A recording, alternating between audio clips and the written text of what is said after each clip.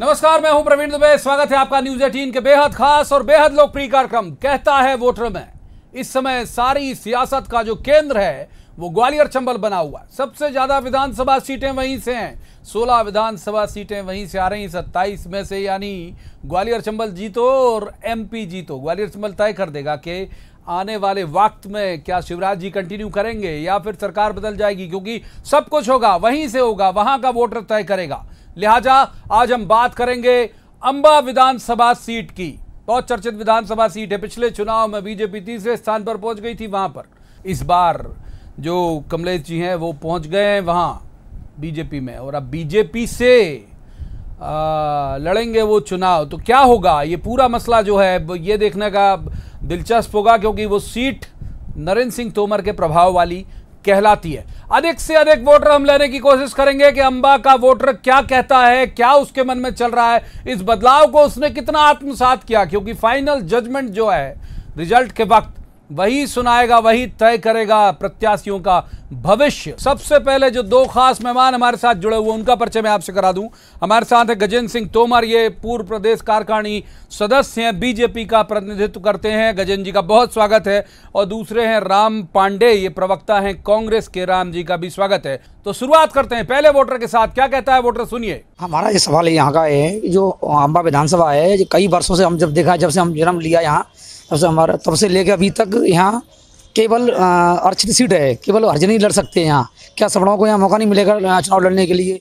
तो गजेंद्र जी आपके तरफ भी जाते हैं तो एक वोटर की पीड़ा है, जितने में आप जितने शब्द में समाहित कर सकें इस पीड़ा के जवाब को, तो कृपया करिए।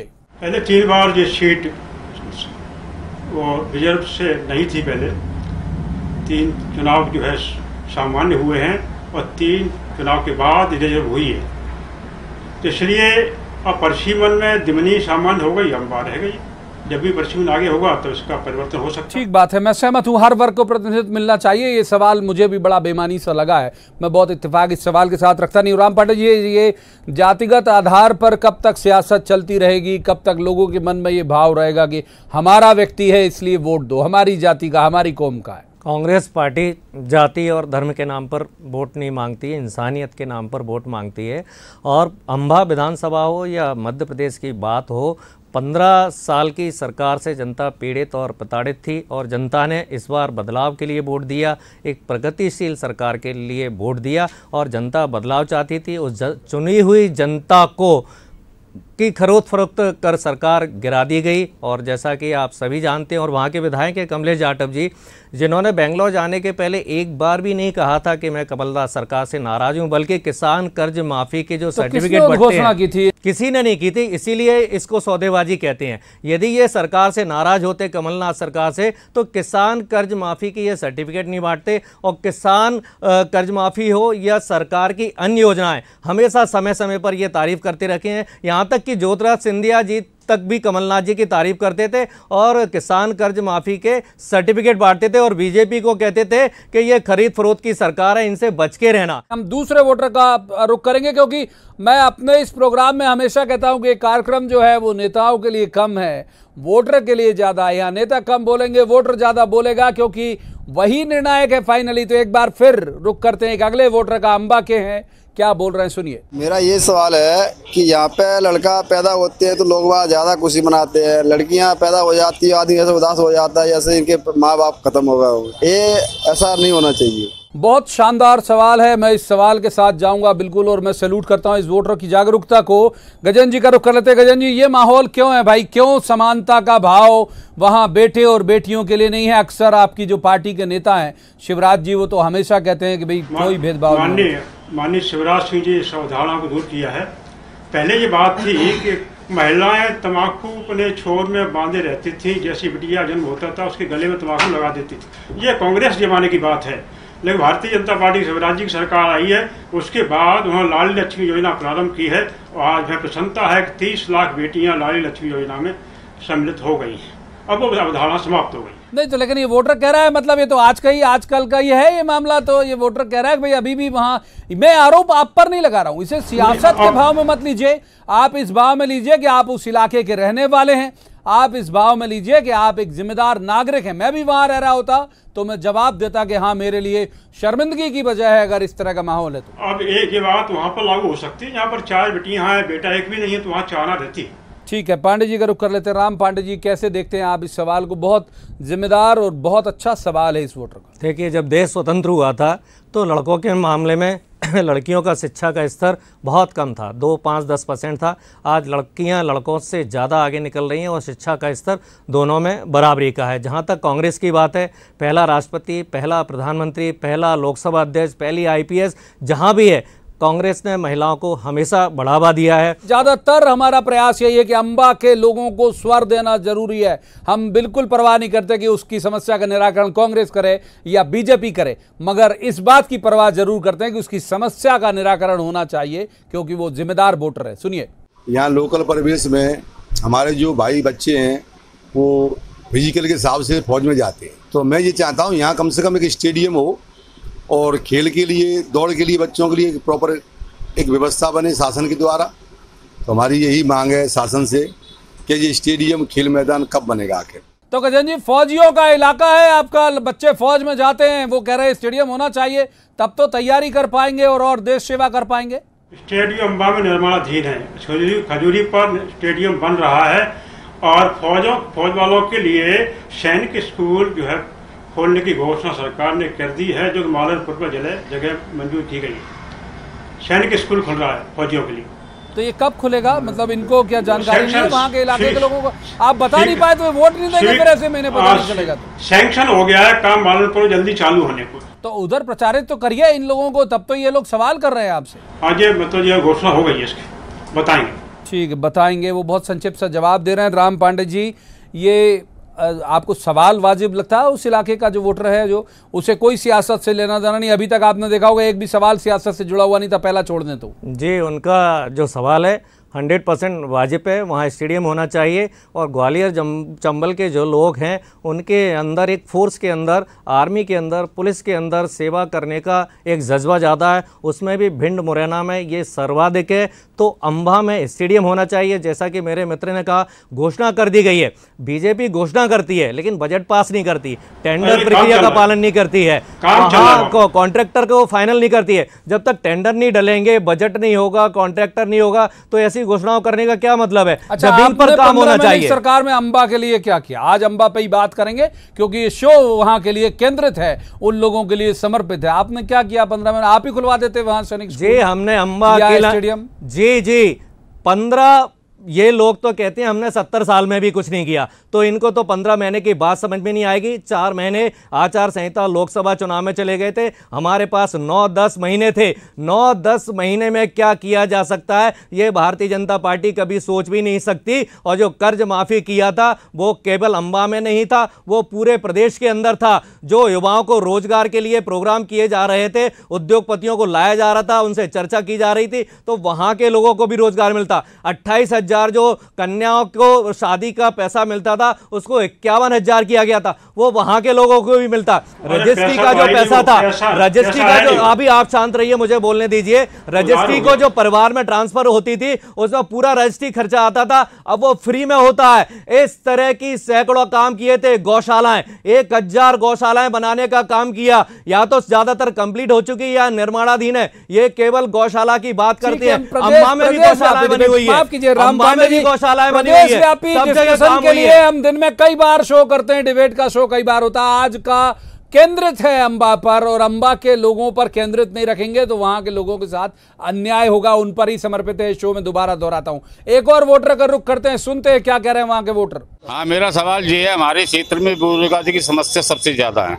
हमारे यहाँ के जो युवा साथी है सूरत, बम्बई, महाराष्ट्र या अन्य देशों में जा करके रोजगार की तलाश करते हैं। अगर हमारे क्षेत्र में यहाँ उद्योग लगाए जाएं या कोई ऐसी फैक्ट्रियां लगाई जाएं जो हमारे नौजवानों को यहाँ रोजगार मिले तो सबसे अच्छा होगा। गजन जी, सीधा आपके पास ही आऊंगा। यहाँ भी आपकी सरकार, दिल्ली में भी आपकी सरकार, फिर क्यों इतना ज्यादा पलायन हो रहा है युवाओं का? क्यों रोजगार के लिए कांग्रेस को तो लड़ने से फुर्सत नहीं है। लड़ने में उनकी सरकार चली गई, लड़ने में हमारी जनता पार्टी की सरकार चली गई थी।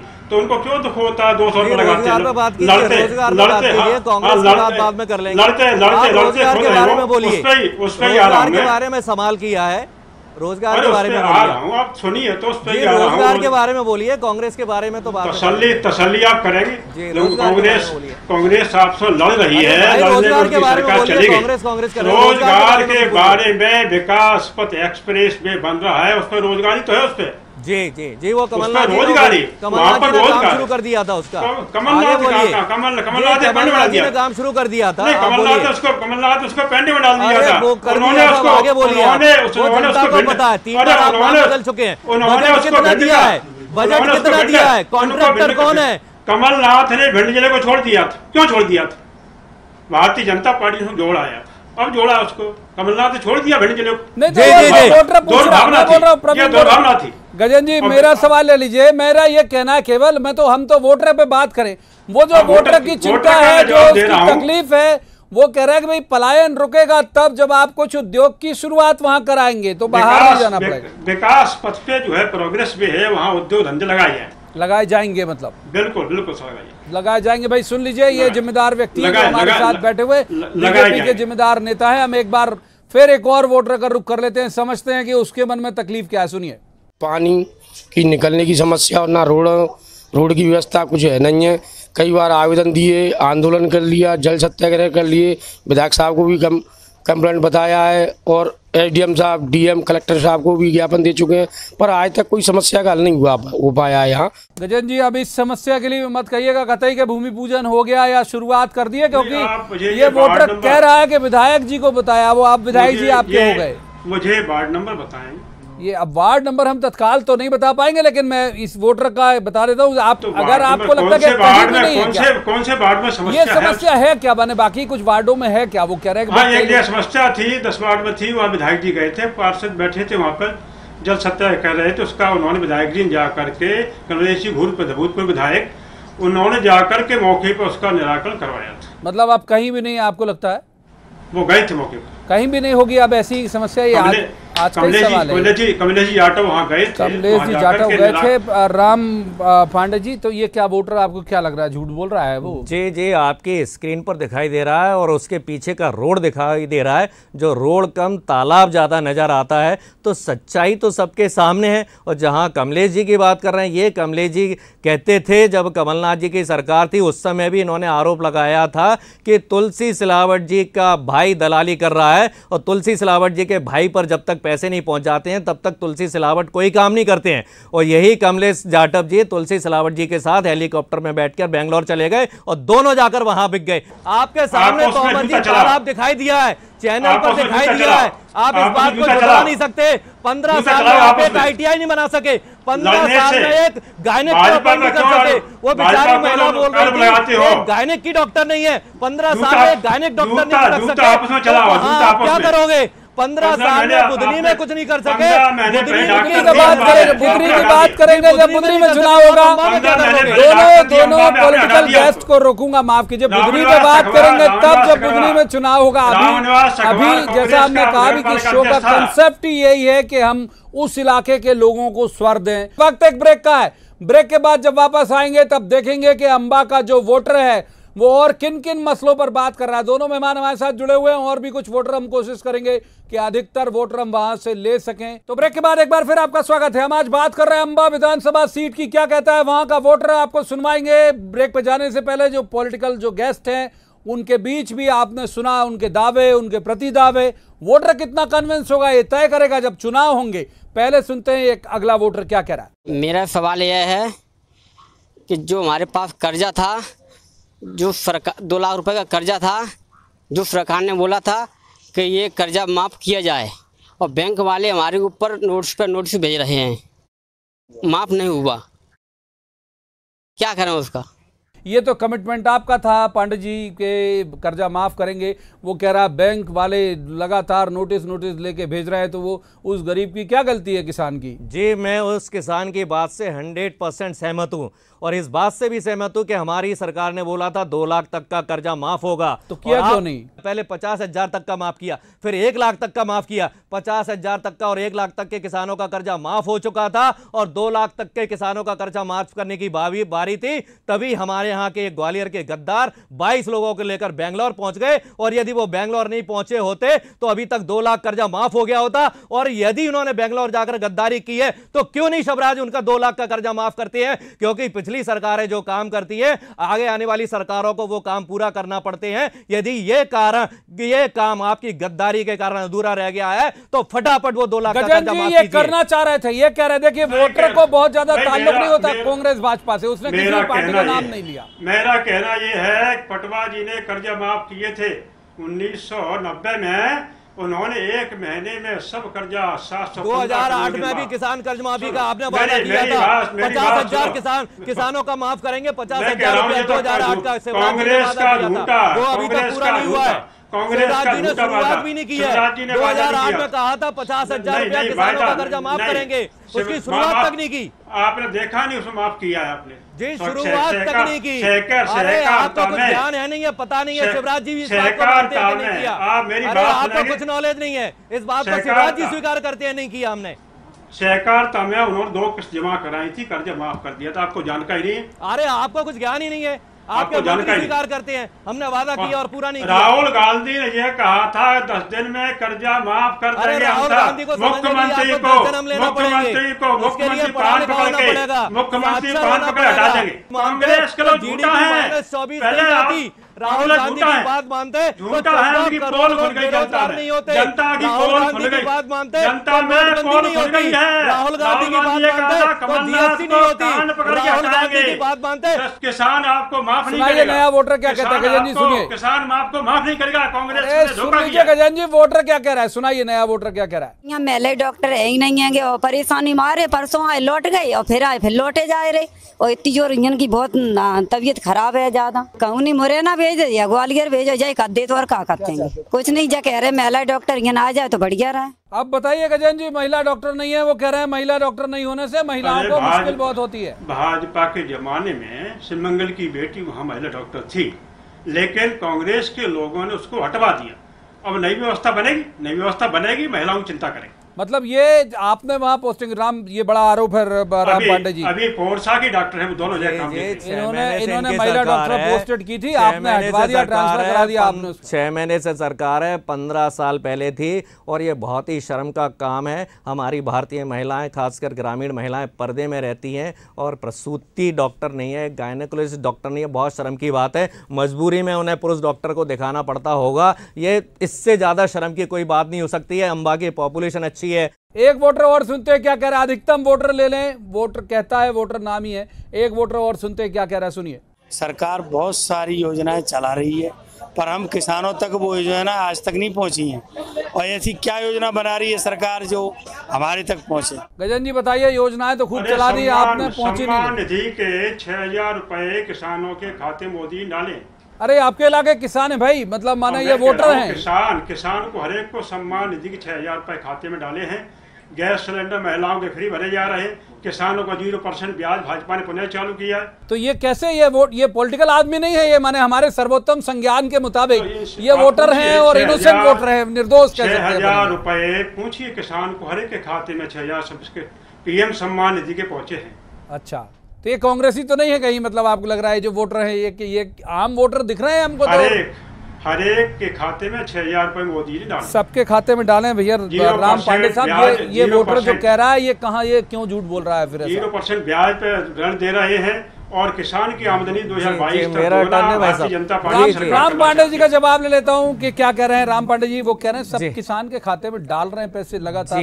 जी ऐसा सुना है, इस कोरोना में 2-2 हजार रुपए 3 महीने में दिए हैं, और मोदी जी और शिवराज सिंह जी ने बोला था कि एवरेज हम साल में इनका 6 लाख रुपए का फायदा करेंगे। मतलब किसानों करेंगे। झूठ मत बोलिए, अरे कांग्रेस की आदत झूठ बोलने की पता है कि कांग्रेस किसानों की आय डबल करेंगे, तभी तो किसानों की आय डबल करेंगे, तभी आपकी भट्टी बनाएंगे, तभी आपकी भट्टी पली, खेती को लाभ का धंधा बनाएंगे। अरे 2022 में दुनिया में डबल करेंगे, ये 22 तक कर देंगे। साल भर में कम से कम 6 लाख रुपए का फायदा होना चाहिए। अरे 6,000 रुपए आप, अरे 6,000 की कहा है, कांग्रेस झूठ बोलती है, झूठ बोलने से आपकी मट्टी बनी। कम किसानों का साल का फायदा होना चाहिए था। उस क्षेत्र में काम चल रहा है, किसानों की क्षेत्र में काम चल रहा है। 15 साल झूठ बोलते हो, झूठ बोलते हो आप, झूठ बोलते हो। मोदी जी ने कहा है 15 साल की बात क्यों करते हो, 15 साल की बात क्यों करते हो, 15 साल की बात क्यों करते हो, झूठ बोल रहे हैं आप, झूठ बोलना बंद करिए। एक वोटर और लेंगे, माफ कीजिए रोकूंगा दोनों मेहमानों को। वोटर अधिकतम लेना हमारा उद्देश्य है, क्योंकि अंबा के वोटर के लिए हम शो कर रहे हैं। एक वोटर और लेंगे, बहुत तेजी से हमारे हाथ से वक्त फिसलता है। गजेंद्र जी एक वोटर और सुन लीजिए, आपके इलाके का ही व्यक्ति है, एक वोटर और लेते हैं। हमारे क्षेत्र में कानून व्यवस्था बिल्कुल ध्वस्त है, पुलिस कोई कार्रवाई इतनी नहीं करती है जिसमें सभी और दुनिया भर के अपराध होते हैं, उसकी कोई सुनवाई नहीं है। गजन जी आपके इलाके के व्यक्ति हैं, बुजुर्ग दिख रहे हैं, और दूसरी बात ये सुन तो लीजिए, दूसरी बात ये है कि हम ये उम्मीद करके चलते हैं, हमारा सर्वोत्तम संज्ञान, मुझे नहीं पता कि वो हैं किस पार्टी से, उनकी विचारधारा है, हम सोचते हैं वोटर लाएं। इनका वोटर का आप सवाल का आपने सुना होगा, इसका जवाब मैं चाहता हूँ आप दें। भाई कानून व्यवस्था 15 महीने में कांग्रेस ने खराब की है, ये पहले की बात कर रहा है। पहले से व्यवस्था ठीक थी, बीच में 15 महीने कांग्रेस सरकार रही, उन्होंने व्यवस्था को, कानून व्यवस्था को ध्वस्त कर दिया, गुंडों को बढ़ावा दे दिया, माफिया लोगों को बढ़ावा दे दिया, युवा वालों को बढ़ा दे दिया कांग्रेस ने।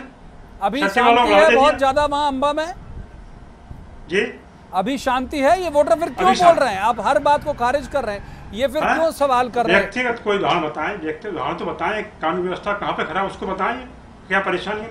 अच्छा, परेशानी एक एक पता चलेगी तो पता लगेगा कि अमन अमान बहाल। राम पांडे जी आपकी टिप्पणी। जी, ये तो कानून व्यवस्था का पालन करने वालों की हत्या कर देते हैं। मुरैना में IPS की हत्या कर दी गई थी, पुलिस अधीक्षक की हत्या कर दी गई थी शिवराज सरकार के समय, और ऐसा कोई दिन नहीं जा रहा है, चाहे वो मध्य प्रदेश का कोई भी भाग हो, जहां हत्याएं नहीं की जा रही हो।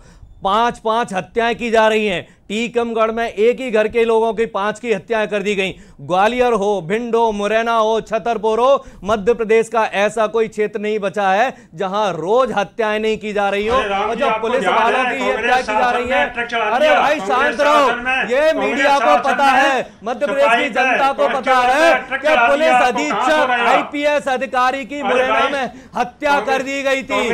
मुरैना में IPS हत्या कर दी गई थी। जब अधिकारी की हत्या कर दी जाएगी और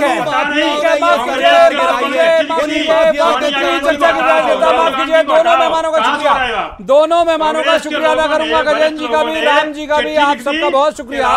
इतनी ही चर्चा के लिए वक्त मुकर्रर था हमारे लिए। दोनों मेहमानों का शुक्रिया। वोटर बहुत समझदार है, स्टूडियो में होने वाले दावे प्रति दावे सुनता है, समझता है, कई बार हंसता भी है कि साहब ये मेरे विषय में तो बात नहीं हो रही थी। तय कर देगा वोटर खुद, दोनों के दावों में कौन सही कौन गलत, ये तय कर देगी अंबा की जनता। आज के इस कार्यक्रम में इतना ही। अगले बार हम फिर किसी विधानसभा क्षेत्र के साथ के वोटर के साथ आपको मिलेंगे। तब तक आप देखते रहिए न्यूज़ 18 मध्य प्रदेश छत्तीसगढ़।